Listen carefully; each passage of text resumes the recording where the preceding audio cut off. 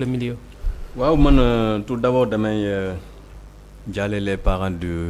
feu Cheikh Touré di leen ne sigil ndigaale parce que lu leen dal metti na peut-être ils ne s'attendaient pas à ça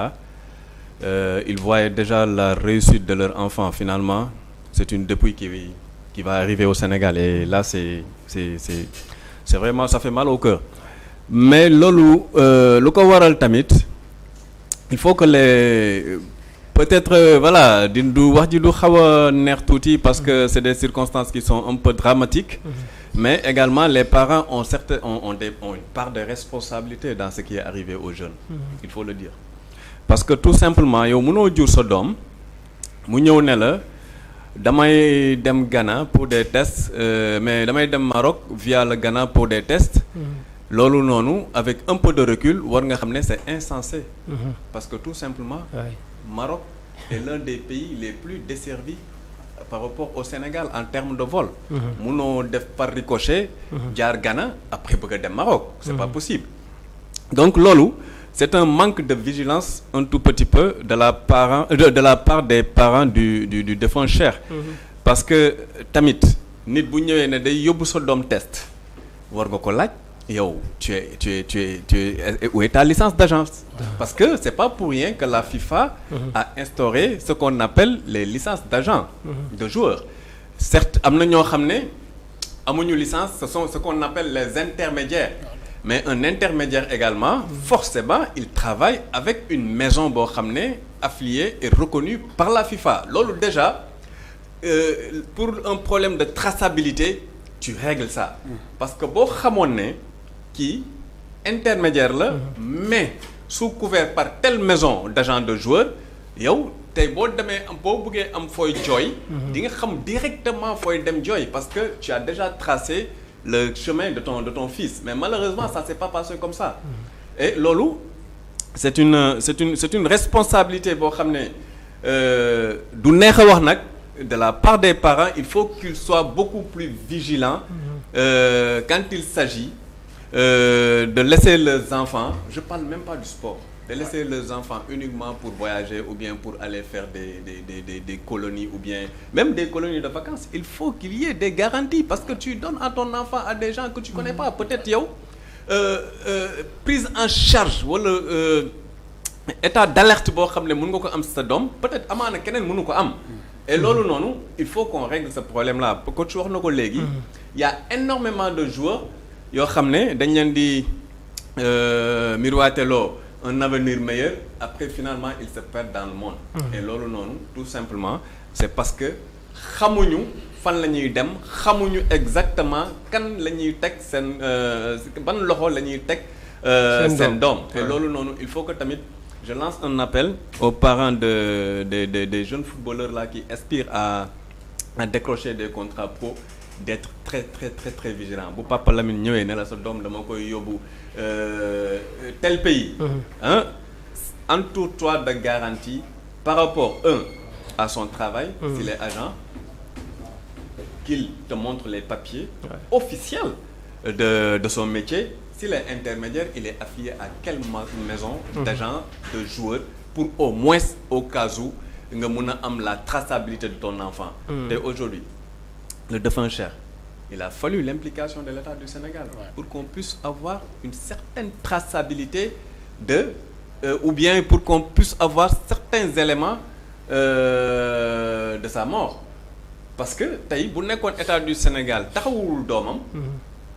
même si c'est trop tard parce que l'État du Sénégal n'est nullement fautif parce que c'est dafa def devoiram parce que le devoir de gérer ses fils mais bu xale bi di dem tàgguwuñu État du Sénégal mais au moins dans les circonstances dramatiques dans lesquelles il est mort il était normal pour l'État du Sénégal de faire parler son autorité et le fait que l'État du Sénégal soit impliqué dans cette tragédie va pousser les autorités également ghanéennes à mettre toute la lumière sur les circonstances du décès de Cheikh Touré. Et c'est un très bon pas et je félicite ici sur le plateau l'État du Sénégal d'avoir diligenté avec d'une main de fer cette affaire qui doit être élucidé. Bien sûr. Parce que ce n'est pas seulement Cheikh. Ouais. Il y a un autre petit ou deux autres petits qui sont actuellement introuvables. Momo et c'était le même cas avec Cheikh. Où sont ces boys-là? Ouais. Est-ce qu'ils ne sont pas déjà exécutés parce qu'ils n'ont pas reçu les rançons demandées? Il y a toutes ces questions-là que l'État du Sénégal doit régler également. Cheikh est parti, paix à son âme, mais il reste deux autres qui sont introuvables. Il faut qu'on fasse tout pour que l'irréparable ne se produise plus. Ouais. Déjà xam naa Cheikh moo ñu dese laata ñu ko jox kàddu fekkee aussi c'est disponible ak Sall ñu mën a suivre la réaction de son père Chérif Diallo déjà rek balaa ñoo mën a kon jox la parole à Cheikh Ahmed Tidiane Gomis. Cheikh suñu doom la. waaw bi muy voyage wax nañu mooy xaritam bi jiitu. mooy Bamba kooku moo ko encouragé sax ba mu dugg si. waaw moo ko encouragé moo ko ne ñëwal parce que Bamba dem na depuis si gàmmu bi. Bamba ne ko fi ma demoon Cheikh maa ngi lay toppatool foofu pour nga ñëw mais da nga may yónnee sa photocopie carte d'identité ak say dossier xaw ma extrait xaw ma mu photo ko yónnee ko Bamba. Cheikh toog amul xaw ma benn fan xaw ma ñaari fan Cheikh ñëw si ñun guddi fekk ma man ak yaayam ñu nekk si biir néeg ci mu ne ma woo nañ ma depuis boobu nag boobu jour bi mu demee Cheikh mënoo ko wax dara ba mu déglu la sax du la nangu déglu day mel ne ku ñu xaftal du la nangu déglu moom dem bi rek lay gis pour dem fekki Bamba loolu rek lay gis. nouvelle bi ñun dañoo toog guddi dañoo dem ba ñu bëgg a tëdd am ku woote français lay wax mu ne ko ndaxam yow yaayu Cheikh mu ne waaw mu ne Cheikh daa def accident waaw si biis te perte na deret bi bu bëri jël naa ko yóbbu naa ko hôpital léegi nag ma ne man du ma dégg français bu baax mais xaaral ma dem suma dëkkandoo bi kii nee na ko ana Cheikh mu ne ko Cheikh mu ngi si urgence mu ne ko dooma paas foofu benn médecin ma wax ak moom nangu ko paas médecin ñag bi coupé ko ba tey jii ni boo wooyee numéro ñag bi du dem da ko bloqué première yi dañuy laaj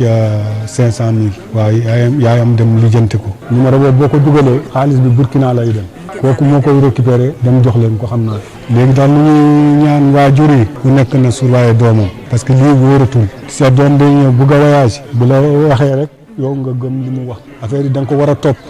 ba mu gën a leer tamit encore.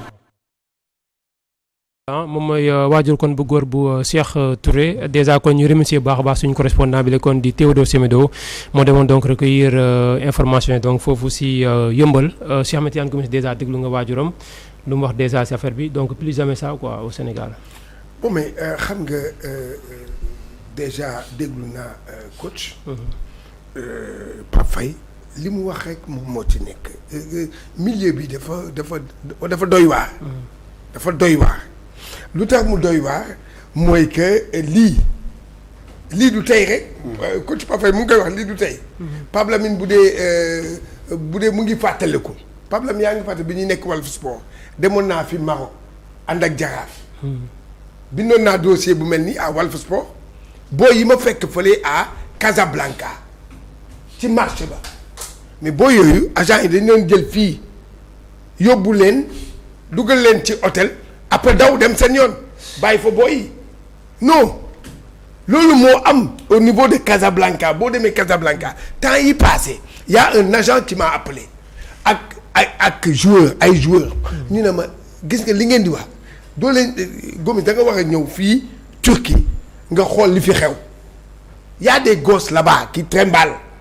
dañ leen nax yóbbu leen foofu bàyyi leen foofu waaye nag dans tout ça c'est que neexul ba neexul Pape Lamine mu ngi koy wax coach mu ngi koy wax neexul ba neexul mais pareil Pape kii bi mu ngi koy wax nee na vigilance. waaw nañu xool seen doom yi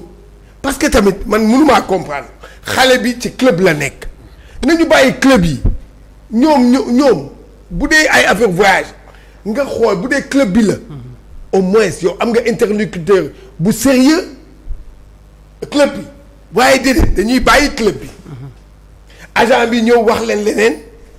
ñoom ñu am problème c'est ce qui s'est passé avec Génération Foot bu la ko Madi Touré di wax Madi Touré wax na ko jàmbaar c'est comme ça yeneen ñi c'est comme ça agent yi day am ñoo xam dañuy ñëw ñoom ñooy ñëw ci parent bi ne ko xoolal kii nii nangam club bi da lay tardel nangam les présidents de club dañ koy kaas mais le problème nag parents yi la nañu waxante dëgg dañ leen di wax ne ni rek booy bi jubal dem boo xam ne booy kii am na benn jour ñun bi ñuy jugee Nicolas Sonko du ma bàyyi kii bi ñuy jugee la coupe du monde 2018 fële kii. ñun bi ñuy jaar Dubaï di ñëw mais bi ñu defee foofu escale combien de gosses qu'on a trouvé là-bas booy ne ñu ngi dem xaw ma lan Thaïlande xaw ma lan ma ne waa mais yéen ñu ne ma non saa yi foofu daal la ñuy dem pour kii mais sans rien donc nag aujourd'hui man li ma bëgg moom mooy lenn. te li may wax mooy que il faut que dans ces pays là dëgg la il faut la contribution de nos ambassades gars yi jéem parce que am na boo yoo xam ne régal nañ dem ambassade. am na ñoo xam ne dañuy dem ambassade mais duñ ci am maanaam duñ ci am li ñu bëgg. am na ñoo xam ne ñu ngi leen di rapatrier am na ñoo xam ne ñibbisi nañu mais am na ñoo xam ne ñu ngi toog foofu mënatuñu ñëw ah il faut qu'on règle ce problème là benn yoon mu jeex parce que affaire baa ngi doy waar. mu ngi doy waar ay gars yoo xam ne tey dañuy mbubboo ay agent dañ lay naan intermédiaire là intermédiaire wu lan ah bëgg a yàqal askan yàqal club bi yàqal gosse bi un gosse qui fait une formation ci club bi léegi à la fin c'est pas lui qui décide c'est pas le club qui décide maintenant sur le gosse c'est pas l'entraîneur maintenant c'est l'agent et les parents am na fi histoire yoo xam ne même en équipe nationale am na problème yu mel nii c'est l'agent moo ñëw dégg nga club bi aw fi club bi donc il faut que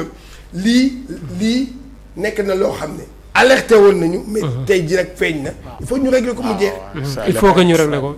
c'est l'état extrême mooy li gars yi wax rek gis nga ñi ñuy wax agent ou intermédiaire généralement dañuy ñëw fekk une relation construite depuis Mathusalem ñu ñëw indi jiixi jaaxal ci boppu parents yi c'est ça dañuy dem ba